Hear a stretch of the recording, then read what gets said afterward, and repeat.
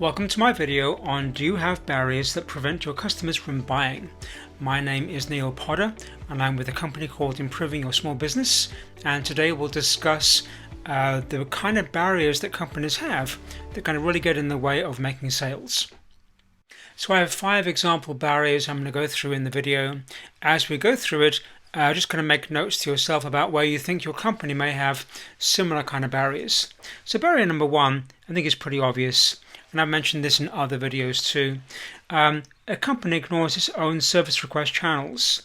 So for example, the company sets up maybe a telephone number and they advertise that, contact web pages where you're going to put in information about your particular request, email addresses published, text numbers, and a web page chat buttons where you're going to kind of chat to a person kind of online.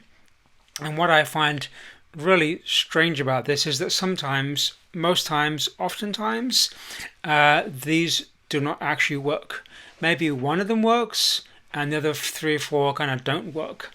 This picture down here is actually a real picture of a contacts page from a company we kind of worked with, and when I actually filled out my information, I got a continued WordPress error. Okay. And so that is a barrier to entry. That is a barrier that kind of stops me wanting to work with them or kind of work through their particular systems and figure out kind of how to do things. So whatever you have promoted, you want to make sure it's regularly checked. Now, if it's a software thing, like a website, software changes, new OS versions get installed, new WordPress versions get installed, things can break. And so whatever you have out there, you want to make sure on a regular basis, maybe every 6 months, that those things actually work and people do actually respond. You might actually also simplify these. If you have lots and lots of things going on, and it's a bit of a nightmare for you to even respond to all those different channels, you might come up with 2 or 3. One phone, one web system, one email address, just as a way to kind of keep it simple for you and for the customer. So a second barrier would be the company's engagement process is a nightmare. For example, the company, the small business says, go to our website first and get a nice ID number. And when you get an ID number, of course, then we have your marketing email address, whatever. Then you can contact us. You can deal with this. But then, of course, the ID web system doesn't work either. And so you end up trying to make it work correctly. Is it Safari? Is it Explorer? Is it Firefox? Is it Chrome? And you get into a huge mess just kind of getting through the first step before the company is going to allow you to talk to them. This is complete and utter nonsense. Okay? If you're a small business, you want people to access you quickly with no hassle first time. And having, fill out this form or fill out that particular thing or get this thing to work for us before you can then deal with this is complete, that's just complete silliness. Okay, what can I say? I'm speechless. You want to make sure you have no barriers. Whether they do a walk-in, a call-in, a text-in, I made that name up. There probably are no such things as text-ins, just texts. They should all work. In fact, if you have your salespeople on site or your kind of people providing service on site at a customer location, and the customer then has a request, that's a walk-in. Okay, somebody's walking somewhere. They should be able to give you another request. That person of your company should be able to log it somewhere, and then it kind of gets captured. So again, anything else, if you say, well, call the HQ and the HQ number doesn't work, or here's a business card and that doesn't going to work either, then you're adding more barriers. So you want the ability for your people that do work for the customer, when they're present with the customer, to also have an ability to going to take a request and they're going to funnel that into the system so it gets addressed. And if you're in any doubt, I would run a survey. Actually ask people the question after you've actually sold something. Now, how easy was it? Did you find us easily? Did you use a phone number? Did you use an email address? Did you have any difficulty whatsoever in getting through to us and making your request?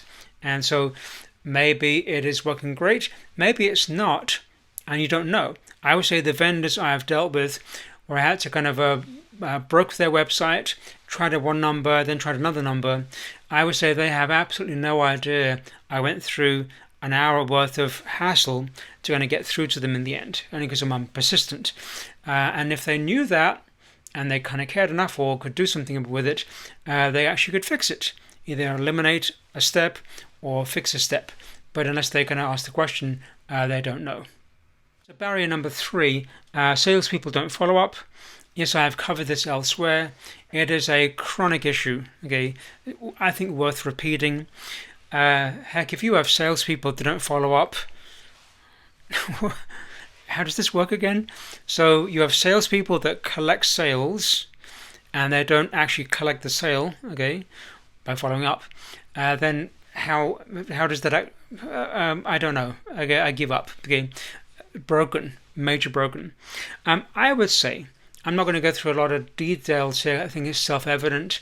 Follow-up happens every time, all of the time, and I would say a really good company is within 24 hours. Okay. Now, when I get a request in my company, I don't respond in the next 2 minutes, because that to me kind of sounds a bit kind of desperate, but I kind of maybe give it 10-15 minutes and maybe half an hour, and then I'm going to get back with them.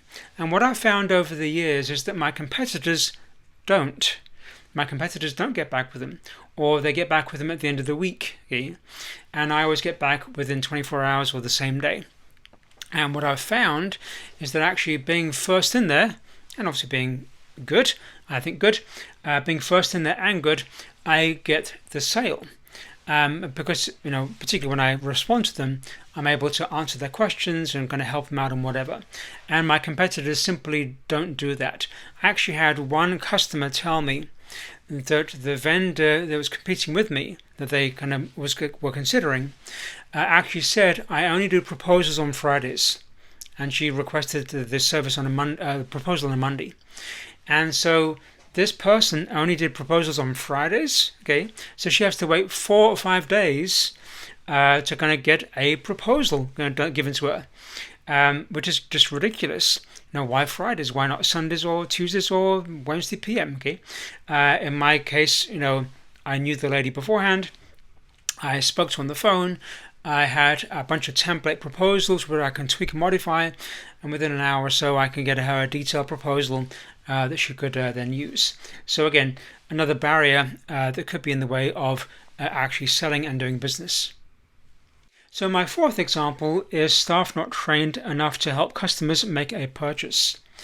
And so this is where the staff of the organization actually doesn't know enough to either know what they sell, what's available, what the options are, what to consider, and they can't educate the customer in a purchase because they just don't know enough. They either black out or they give a poor response or inadequate response, and I would say that lack of knowledge is a key barrier to actually making sales. So for example, my wife recently wanted to get a photo mounted in a frame, and she went to a framer. There's offering a discount. They had some kind of coupon somewhere, and she went to them and had a picture to frame in there, and she knew for sure that picture should be mounted on something a bit thicker than paper, so it kind of sits in the frame correctly. Otherwise, it's kind of just stuck in the middle, and it is kind of just too thin and too floppy to kind of stay in there. I'm not a framing person, but they go with floppy, too floppy. And so she knew for sure there was a need to put a mount behind the picture and then make it kind of fit the frame correctly. And the guy says, I have no idea. No, here's a frame. You want a frame, what not want a frame? And she's like, we need to mount this picture somehow. And so the lack of knowledge, like, I'm not going to deal with this anymore. She went to somewhere else. In my spare time, I'm a trombonist, a hobbyist, playing in a bunch of bands. And I found a store locally that I thought would be kind of good to kind of buy some little bits. There's actually this kind of spring here I was looking for. Magical spring, probably cost 20 cents. I go to the store, I've never been there before. Kind of a family-owned store.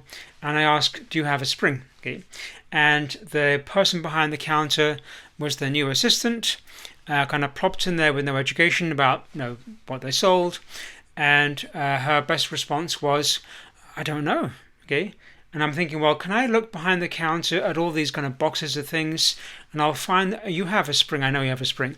I'll find the spring. You can watch me look through the boxes, okay, and I will then give you $1 for the spring. It's probably 20 cents, okay. And the response was no. You have to wait a week for the owner to come back, okay. And so just buying a spring, from a person, at least the owner could have educated her on, we sell springs, we sell valves, we sell these things too. If a customer wants a list of what we sell, here's a list of what we sell.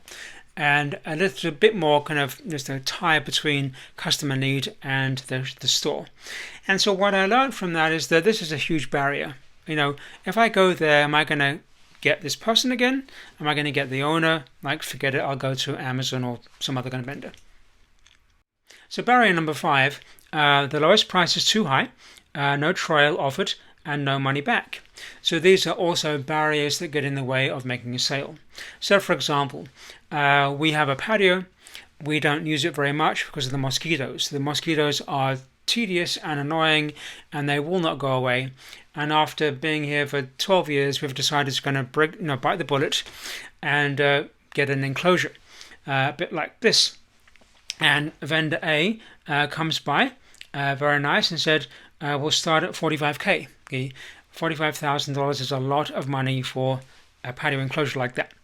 Now, I guess to that person, they're thinking, well, if I make a lot of sales, then my $45K times a lot of sales is a lot of money.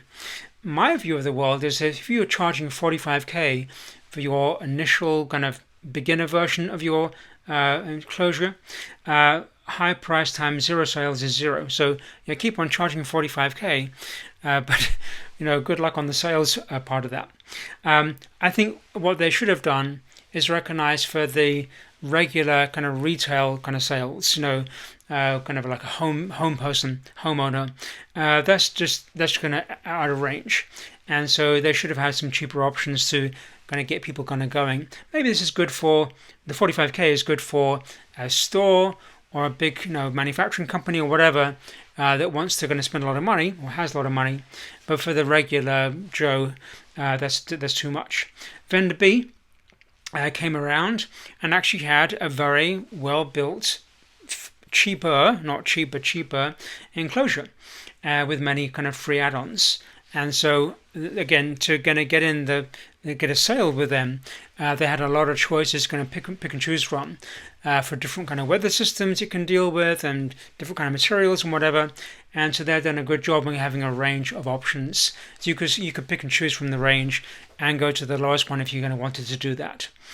So in my trombone hobbyist kind of world, I was looking to buy a mouthpiece in the last year. They range from between $50 to a couple of $100, given how well they're designed and kind of built. And you really have to kind of try them out before you figure out the one that's kind of good for you. I found 2 retailers that had a 30-day trial period. So after 30 days, you can send it back to them and they'll give you a full refund, which I think was good, particularly as these ends down here can get kind of scratched. And so kind of very kind of lightly scratched. And so they're dealing with that risk as you send the thing back to them. One retailer had a 30-day trial and a restocking fee. I thought that was kind of fair because they have to kind of clean up this area themselves, and therefore there's some kind of labor for that particular issue. So I thought a restocking fee was actually a fairly minimal barrier that I could cope with. And then the manufacturer actually offered no trial or return. And so you can guess which one I went with. So again, no barriers, a little barrier, and a big barrier. And in this case, I was able to kind of get the thing I wanted and try them out from the kind of 2 retailers that worked out just great. And I never did go directly to the manufacturer of that particular brand. So as you think about barriers, do you have enough price options to consider? So they can go with the lower version or the higher version or somewhere in between. Do you offer trials? Can you offer trials?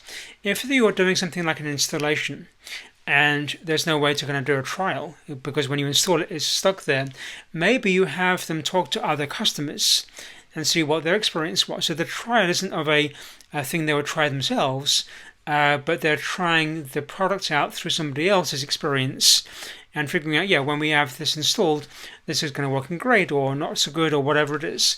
And so some testimonials or people they could visit may be enough of a trial that kind of basically reduces the risk of a purchase to the customer. And then money back. Can you have different levels of money back? Either complete money back after a time period, or money back with a restocking fee because there was some damage or wear and tear on the device.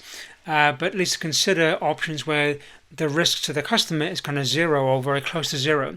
Again, in my case, I was actually happy with the restocking fee because I knew there would be some wear and tear on the mouthpiece here, and that the vendor would have to then repair that or kind of polish that out later on. So just consider some of the options to keep the barriers kind of down. Thank you for watching the video. I hope you found a few ideas here useful.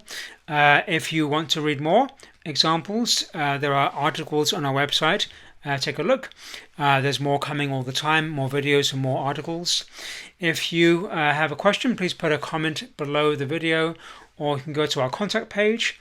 And yes, I do actually reply to the contact page all the time, and I test it. So please post a question there if you want some assistance. And as a company, I do offer services, so take a look at our services.